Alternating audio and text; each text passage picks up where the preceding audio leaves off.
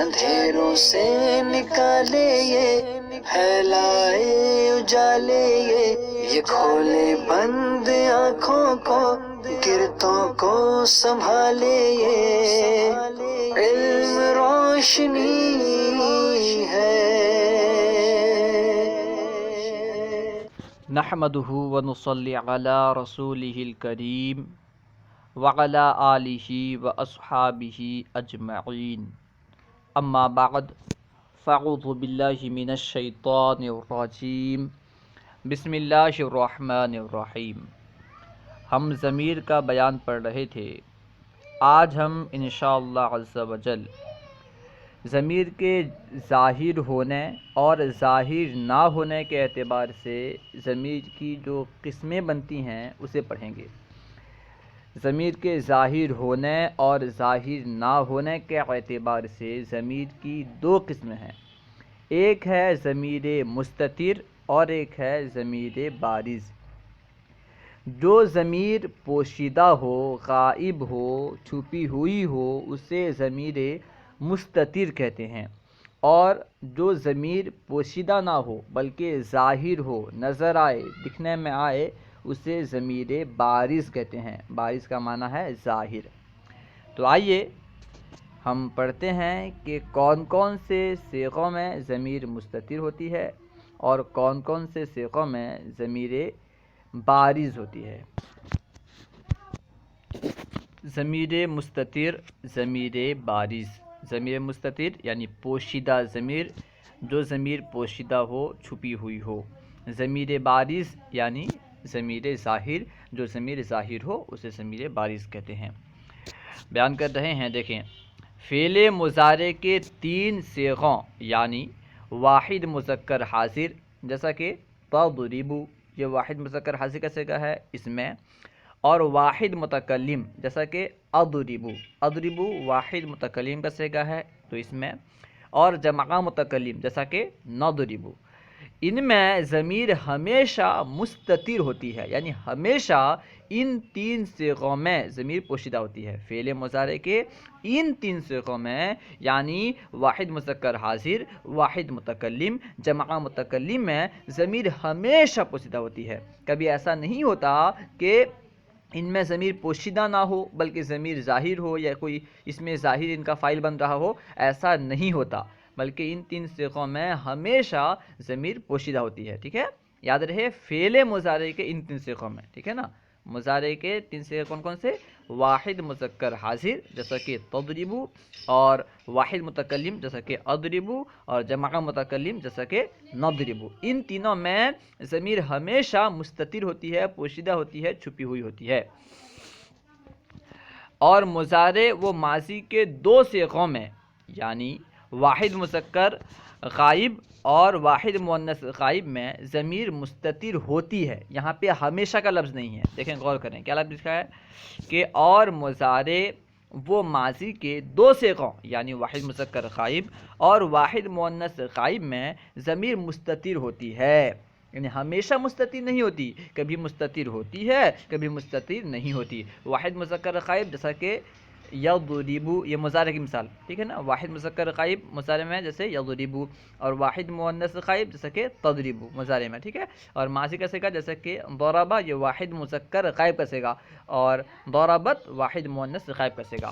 اب دیکھیں ایک شرط کے ساتھ، کیا شرط ہے ان میں، یعنی مضارع اور ماضی کے ان 2 صیغوں میں واحد مذکر غائب اور واحد مؤنث غائب میں ضمیر کب مستتر ہوتی ہے، ضمیر کب پوشیدہ ہوتی ہے، اس کے لیے کیا شرط ہے اسے بیان کر رہے ہیں۔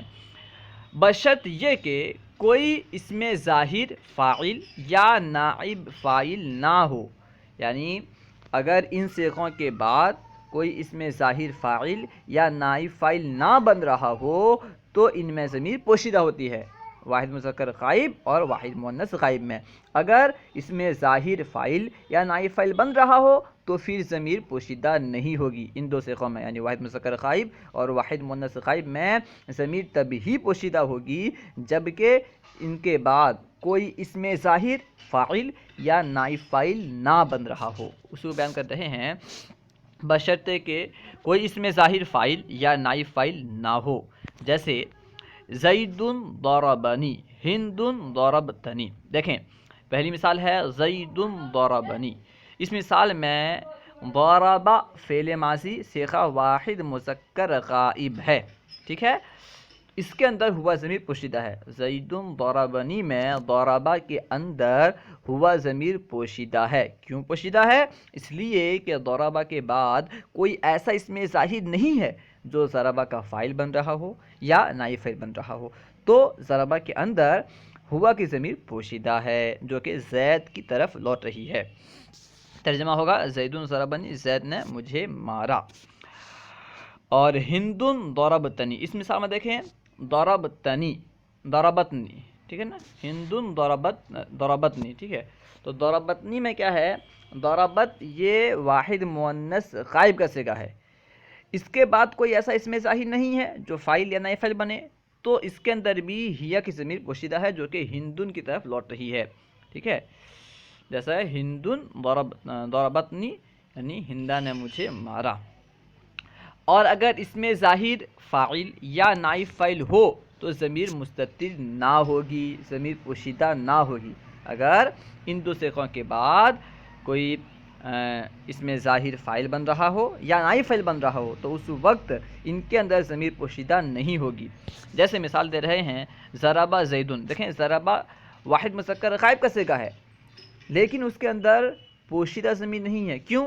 کیونکہ اس کے بعد زیدن اسم ظاہر اس کا فاعل بن رہا ہے، اس لیے ضربہ کے اندر اب ہوا کی ضمیر پوشیدہ نہیں ہے۔ ضربہ زیدن، زید نے مارا۔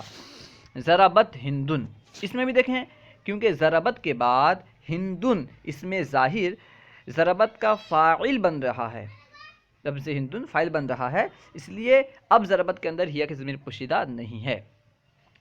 فعل ماضی کے 12 صیغوں اور مضارع کے باقی 9 صیغوں میں ہمیشہ ضمیر بارز ہوتی ہے۔ فعل ماضی کے 12 صیغوں یعنی واحد مذکر غائب اور واحد مؤنث غائب کے علاوہ فعل ماضی کے جو بقیہ 12 صیغے ہیں، ٹھیک ہے نا، ان دو صیغوں کے علاوہ واحد مذکر غائب، واحد مؤنث غائب کے علاوہ جتنے صیغے ہیں تمام میں فعل ماضی کے تمام صیغوں میں ضمیر بارز ہوتی ہے، ضمیر ظاہر ہوتی ہے۔ اور مضارع کے 5 صیغوں کے علاوہ باقی 9 صیغوں میں، 5 صیغے کون سے؟ پہلے 3 صیغے بیان کیے گئے تھے کہ واحد مذکر حاضر، مضارع کے 3 صیغے واحد مذکر حاضر، واحد متکلم، جمع متکلم، ان میں تو ضمیر ہمیشہ وجوبی طور پر پوشیدہ ہوتی ہے، مستتر ہوتی ہے، ٹھیک ہے، اس کے ساتھ یہ 2 صیغے یعنی واحد مذکر غائب، واحد مؤنث غائب، ان دونوں میں بھی کبھی پوشیدہ ہوتی ہے کبھی پوشیدہ نہیں ہوتی، تو ان 5 صیغوں کے علاوہ، ٹھیک ہے، یعنی واحد مذکر حاضر، واحد متکلم، جمع متکلم، واحد مذکر غائب، واحد مؤنث غائب، ان 5 صیغوں کے علاوہ مضارع کے باقی 9 صیغوں میں ضمیر بارز ہوتی ہے۔ اب یہاں سے بیان کر رہے ہیں کہ جو صفت کے صیغے ہوتے ہیں، اسم فاعل، اسم مفعول وغیرہ، ان میں ضمیر ظاہر ہوتی ہے یا مستتر ہوتی ہے، کیا ہوتی ہے؟ دیکھیں اسم فاعل، اسم مفعول، صفت مشبہ اور اسم تفضیل کے ہر صیغے میں ضمیر مستتر ہوتی ہے، ٹھیک ہے نا، ہر صیغے میں ضمیر مستتر ہوتی ہے بشرطے کہ کوئی اس میں ظاہر فاعل یا نائب فاعل نہ بن رہا ہو۔ آپ جانتے ہیں جس طرح فعل کا فاعل ہوتا ہے، فعل کا نائب فاعل ہوتا ہے، اسی طرح اسم فاعل، اسم مفعول وغیرہ کے بھی فاعل نائب فاعل وغیرہ آتے ہیں، تو اگر اس میں فاعل کے بعد اس کا فاعل نہ ہو، اس میں مفعول کے بعد اس کا نائب فاعل نہ ہو، صفت مشبہ کے بعد اس کا فاعل وغیرہ نہ ہو تو ان کے اندر ضمیر پوشیدہ ہوگی۔ اگر ان کے بعد کوئی اس میں ظاہر اس کا فاعل بن رہا ہو، نائب فاعل بن رہا ہو تو پھر ان کے اندر کوئی ضمیر پوشیدہ نہیں ہوگی، ٹھیک ہے نا، تو ان کے تمام صیغوں میں ضمیر پوشیدہ ہوتی ہے، ایسا نہیں ہے کہ بعض صیغوں میں ضمیر پوشیدہ ہوتی ہے بعض میں نہیں، جیسا کہ فعل ماضی وغیرہ میں ہوتا ہے، فعل ماضی مضارع میں ہوتا ہے، ایسا نہیں ہے، بلکہ جو صفت کے صیغے ہیں ان کے تمام صیغوں میں ضمیر ہمیشہ پوشیدہ ہوتی ہے بشرط یہ کہ ان کا اس میں ظاہر ان کا فاعل یا نائب فاعل نہ بن رہا ہو، اگر فاعل یا نائب فاعل بن رہا ہو تو پھر پوشیدہ نہیں ہوگی۔ اللہ و رسولہ اعلم۔ اگر کوئی بات آپ کو سمجھ میں نہ آئی ہو یا درسیات کے متعلق کوئی سوال کرنا چاہتے ہوں تو کمنٹ باکس میں سوال کریں، انشاءاللہ عز و جل ممکنہ صورت میں جواب دیا جائے گا۔ اگر آپ نے ابھی تک ہمارے یوٹیوب چینل فیضان درس نظامی کو سبسکرائب نہیں کیا تو ضرور سبسکرائب کریں، انشاءاللہ عز و جل اس طرح کی اچھی ویڈیوز آتی رہیں گی۔ السلام علیکم ورحمۃ اللہ وبرکاتہ۔